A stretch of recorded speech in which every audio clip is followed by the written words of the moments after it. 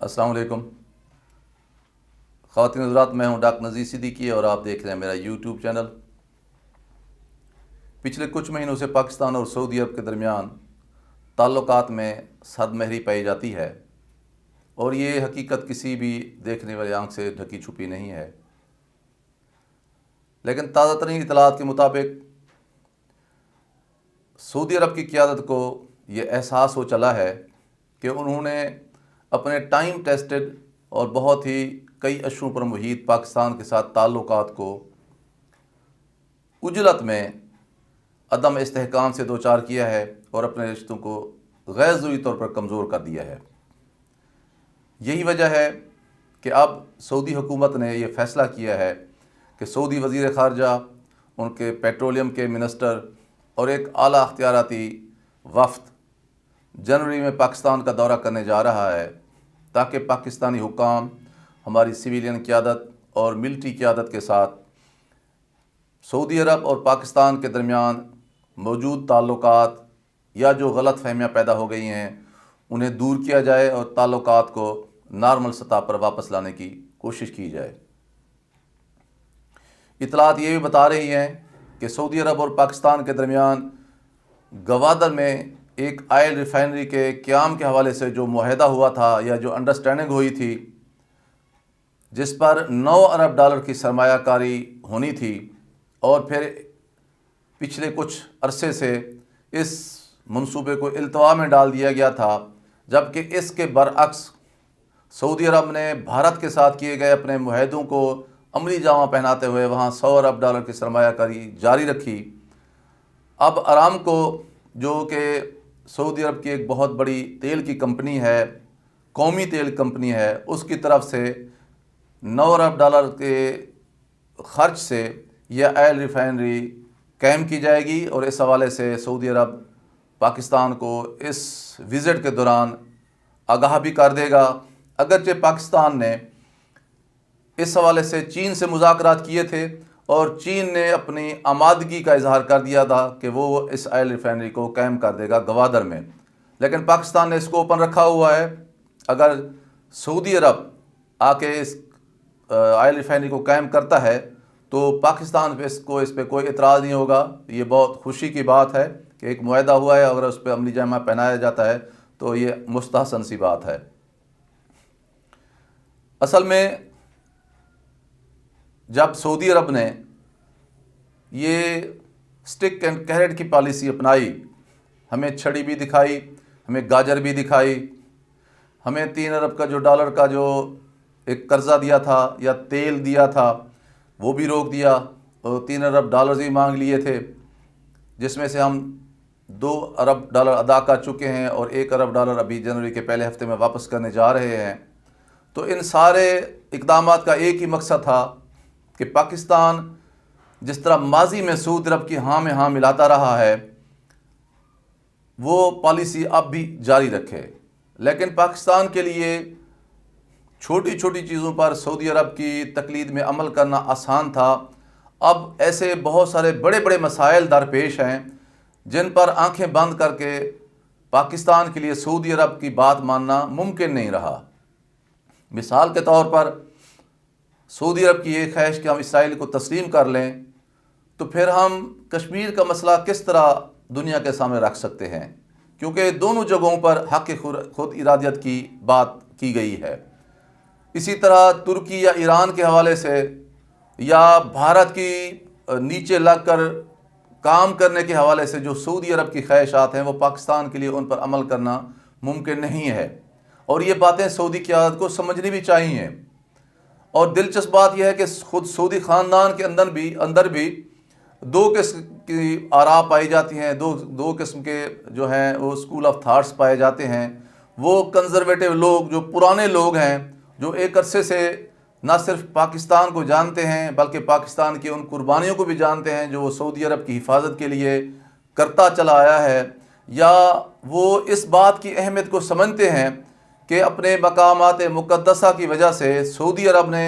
کتنے عرصے سے ملت اسلامیہ کی قیادت سنبھال رکھی ہے، اور یہ سعودی عرب کے لیے اعزاز کی بات ہے کہ دنیا بھر کے 57 اسلامی ممالک سعودی عرب کے قیادت میں کام کرنے کو اپنے لیے فخر سمجھتے ہیں،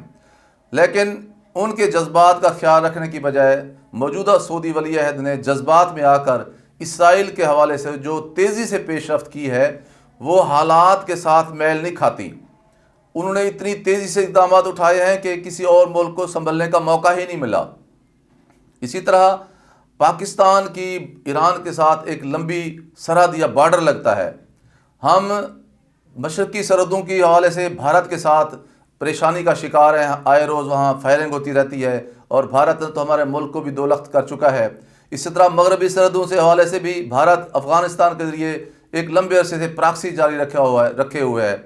ایران کی جو اندر سے بھی ہمارے خلاف پراکسی بھارت نے جاری رکھی ہے اور کل بھوشن اس کی ایک زندہ عملی مثال ہے۔ اس لیے پاکستان نے اب سوچ سمجھ کے یہ فیصلہ کیا ہے کہ ہم نے ایران کے ساتھ اپنے تعلقات کو معمول پر رکھنا ہے۔ اگر سعودی عرب کو یہ حق حاصل ہے کہ وہ ہمارے ازلی دشمن بھارت کے ساتھ نہ صرف اپنی تجارت کرتا ہے، اسے 18 سے 20% تک تیل ایکسپورٹ کرتا ہے اور وہاں $100 ارب کی سرمایہ کاری کر رہا ہے، اور جو ہماری OIC ہے اس کے اجلاس میں بھی بھارتی وزیر خارجہ کو بلایا گیا تھا، اگر ہم ساری یہ باتیں برداشت کر سکتے ہیں تو سعودی عرب کو بھی یہ سوچنا چاہیے کہ اگر ہم ایران جو ہمارا ہمسایہ ہے اس کے ساتھ ہم تعلق اپنے نارمل رکھتے ہیں یا ایران کے ساتھ رکھتے ہیں تو انہیں بھی اس پہ اعتراض نہیں ہونا چاہیے۔ اگر سعودی عرب کو اپنے دوستوں دشمنوں کے انتخاب میں آزادی حاصل ہے تو پاکستان کو بھی یقیناً ایک آزاد ملک کی حیثیت سے یہ حق حاصل ہونا چاہیے۔ اسی طرح چین کے حوالے سے، کیونکہ چین سی پیک کا منصوبہ پاکستان سے گزار رہا ہے جو اس کے لیے زندگی اور موت کا مسئلہ ہے، اور ہمارے لیے یہ ایک دفاعی طور پر ایک بہت بڑا اثاثہ ہے، کیونکہ سی پیک کے تحفظ کے لیے اب چین پاکستان کے تحفظ کرنے پر مجبور ہے، اور پوری دنیا بھی دیکھ رہی ہے کہ کس طرح گلگت بلتستان پر حملے کرنے کے ارادے کے پیش نظر آج کل چین نے بھارت کو دبوچا ہوا ہے، اور یہ پاکستان کی خوش قسمتی ہے کہ چین اور پاکستان کے مفادات ایک دوسرے کے ساتھ مل گئے ہیں۔ تو یہ ہے کہ سعودی عرب کو ان حقائق کو سمجھنے کی ضرورت ہے۔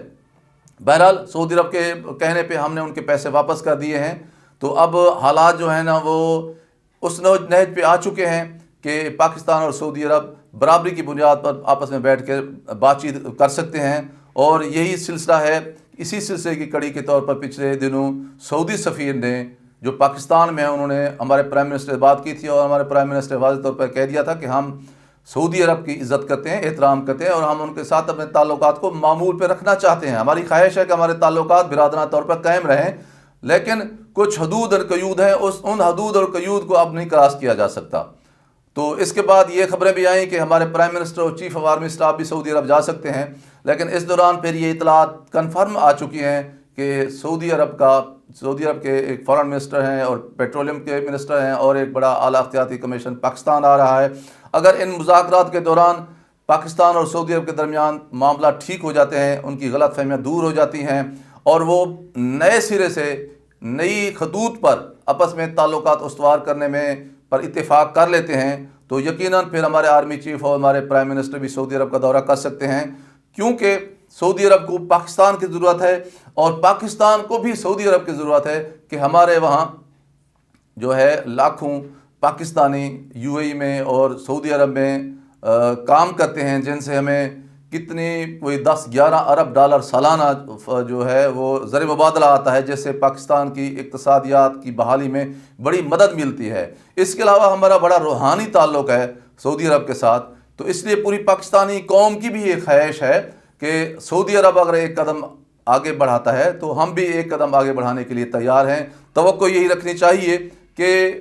سعودی عرب اپنی قومی ترجیحات کے پیش نظر اور پاکستان اپنی قومی ترجیحات کے پیش نظر درمیانی کو ایسا راستہ نکالنے میں کامیاب ہو جائیں گے کہ ہم بھی آزادانہ طور پر اپنی قومی پالیسی پر عمل کر سکیں اور سعودی عرب بھی اپنی قومی پالیسی پر آزادانہ طور پر عمل کر سکے، لیکن دونوں ممالک کے درمیان جو سرد مہری ہے اس کا خاتمہ ہو، اور یہ تعلقات اگرچہ پرانی سطح پر ان کا جانا یا بحال ہونا بہت مشکل ہے، لیکن پھر بھی یہ دوستانہ شکل اختیار کر لیں تو اس سے دونوں ممالک کو فائدہ ہو سکتا ہے۔ خواتین حضرات، آپ سے گزارش ہے کہ میرے YouTube channel doctor Nazir Siddiqui کو سبسکرائب فرمائیں، گھنٹی کے بٹن کو ضرور دبائیں تاکہ میری تمام ویڈیوز آپ دوستوں کی خدمت میں پہنچ سکیں۔ میری دعا ہے کہ اللہ تبارک و تعالیٰ آپ کو اور آپ کی فیملی کو بہت ہی اچھی صحت والی زندگی عطا فرمائیں۔ اپنا خیال رکھیے، اپنے ارد گرد کے لوگوں کا خیال رکھیے، اور اس میرے پیارے پاکستان کا خیال رکھیے۔ پاکستان زندہ باد۔